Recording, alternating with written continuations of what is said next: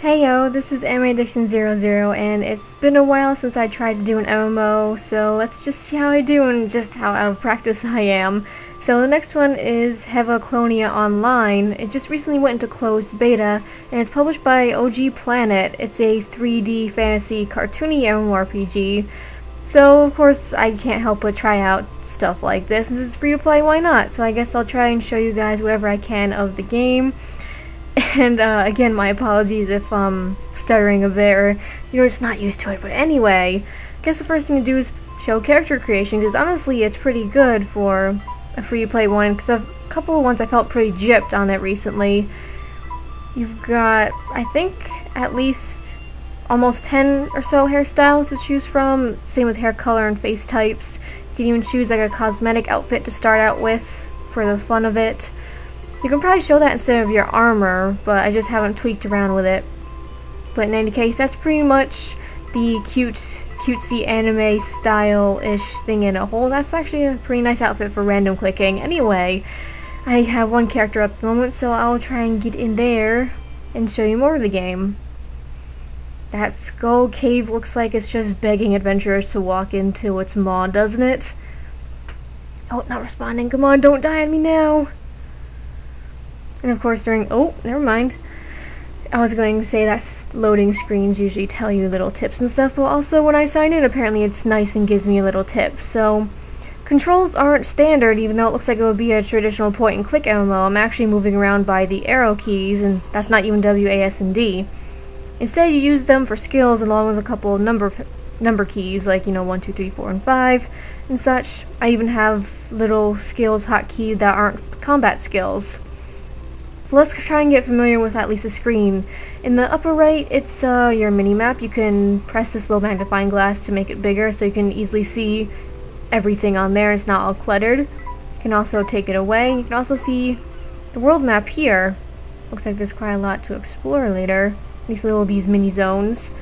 Your settings are down here, which is actually where you go to character selection, settings, and to quit the game, but we're going to continue because that would be a very short video. You have achievements, which is the hotkey F9. So having the achievements is a nice little thing to add, at least if you feel like you're a completionist. They have general, craft, clone, dungeon mission, and community achievements, so it seems like a fair amount. You can have party searches in case you're not having much luck to find a party. You have your inbox so you can send and receive mail, and even looks like you can even save it or store up to 100 messages. You can attach items, and you'll probably have to pay a certain percentage of gold, or probably gold, depending on the rarity of the item you're sending, and it looks like you can even decorate the message, which sounds kind of cute. You have community information for your friends, your guild. Looks like you can contribute to your guild and it might level up and yield certain benefits, but however, I don't know those benefits. I tried to look on the site and I didn't find anything, so my apologies, I can't be very informative right now. There's even a little couple information, so I guess you can do that later. And apparently you can make a couple party later, and I'm not sure if there's certain dungeons with that. It might just be a couple parties, because I'm not too sure. You can check quest information with L, and that's a lot. Oh no, wait, that's just one's available. Oh my goodness, my person's going to get busy. Press your skill information with K. You can't really learn new skills until you go to your certain class person, so since I'm in town, let's just go wander over there. The arrow keys do work, but I will just make a point to say that you can still point and click, but since the camera's usually fixed, it can make it a little bit difficult, but you can still change the camera angle with holding the right mouse button, so that does help a little bit if you just want to click for long distances and not kill your arrow keys for a long period of time. That's what I usually don't like about W, A, S, and D only, because then it usually kills my W key. So you can press space to talk to NPCs, and you can press enter. I could press enter to learn a skill if I want, so the ones with the little finger I can learn for a certain amount of money, but as long as I know it, then at some point I can just, as long as I have the skill points, I can upgrade them whenever I'm just out in the field and I happen to level up. So just return there if you want to learn new skills, and they have it for each respective class: the magician, the warrior, and the hunter. Magician is what I am, and you can have two-handed staff for all offense, and you can even switch to a secondary weapon set, which is this one. And apparently it's like a book for like a shield and defense and a one-hand wand, which is most likely support. But I'm like, screw support, I'm just gonna blow stuff up. And for warrior, you can probably choose one-handed sword and two-handed weapons like dual-handed sword and spear. I had a spear when I was a newbie. That was pretty cool. And for hunter, it looks like you can have knuckles and long-distance weapons like guns. And a big part of this game, that's also even part of the title, clones, is that the pet system is pretty much clones. If sometimes while you're fighting enemies, they'll drop DNA and you come here to incubate or evolve your clones. Incubating is just need a scroll of basic life depending on the level of your clone that you found, and then you just put it in here, but unfortunately I don't have any to show you because I didn't find any DNA recently. Oh darn, I'm not a master scientist of cloning. To evolve them, you actually have to hope you're very lucky with DNA or keep ones from before, because you need the exact same monster to put into this slot, and then you put it into the center or leftmost slot to see if you can upgrade its, well, grade, and it'll learn even more skills. And the skills when you catch them or clone them, I think seems a bit random, because at one point, actually I think I still have it, let me see. Yes, my hermit crab has increased power 2, while the Rahur gorilla thing I have is increased power 1. So I'm not sure if that will technically make my hermit crab more stronger down the line or what. And just as a little bonus, you can travel by cannon if you so please, but I'm not going to shoot from it yet because I might just go into a dungeon to show off some of the combat. So it also has standard PvP, I assume, in arenas, but I haven't really looked at that yet.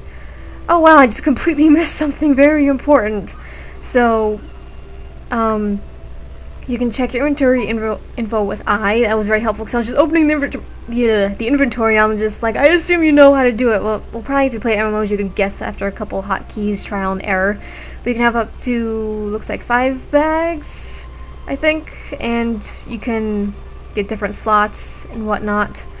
You'll probably get better bags at the cash shop, I assume. You can separate into a little cash shop, or cash items that you probably buy or get rewarded with.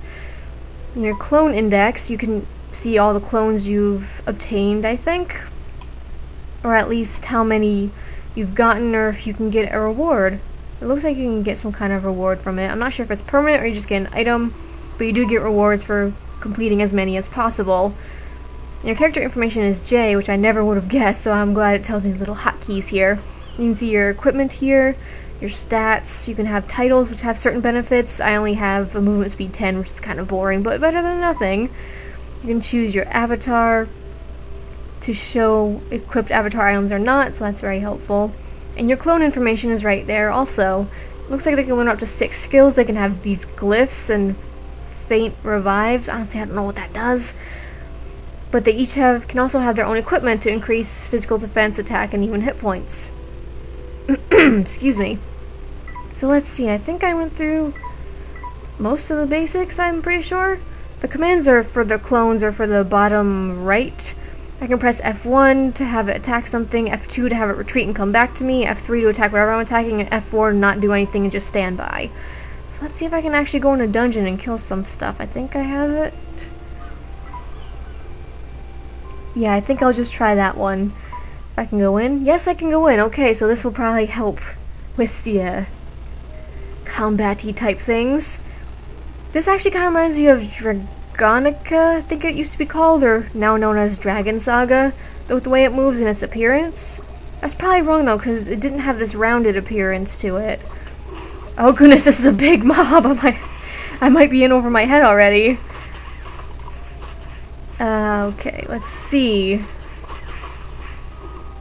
See, I'm trying to hit and run, but I'm not sure if the combat system works for that type of thing. Oh, jeez. I have to be more careful, I think. Alright, you can press Z to target unless they find you first. So I'm going to tell my gorilla to attack it and get some attention first. And it's not really working. So you can press Z to target things. It's kind of all over the place, though. So it's kind of difficult sometimes with all the chaos and you get mobbed like I just did. And I have potions hotkeys, so thankfully that will help. And I like that there's a slight platforming aspect, so I can press C to jump and C again to double jump. So you might want to be careful with that. And the boss already, goody. Can you attack it? Yes, you go attack it first. I'm gonna hang tight back here. Okay, so let's just send some fireballs its way. I'm guessing that you'll be booted out whether you like it or not if you're still in the dungeon by the time the time limit runs out. I don't like time limits, it gets me to panic. Especially since I'm trying to not die here and I'm a mage all by my lonesome. A squishy mage all by its lonesome just with their pet gorilla. And they don't always draw the attention that I wish they would. Just spam stuff and hope I kill it. I did it last time, I think. Yeah, I think I managed to last time. I don't know how, but I did. And I think if you stick to a class that's physically combat related, you focus on like combos. Oh god. Oh god. I'm going to die. But yeah, when I was a newbie, or the traveler class, which is before you have any class pretty much, you focus on combos in melee because you don't have... where the heck are you aiming? I want to kill this thing that's in front of my face. See, I do have my nitpicks with it because the aiming system doesn't seem to work very well in its favor with long distance classes. Especially because it seems like it'll hit a completely random target that's nearby. And sometimes you have to pick and choose if you want to live.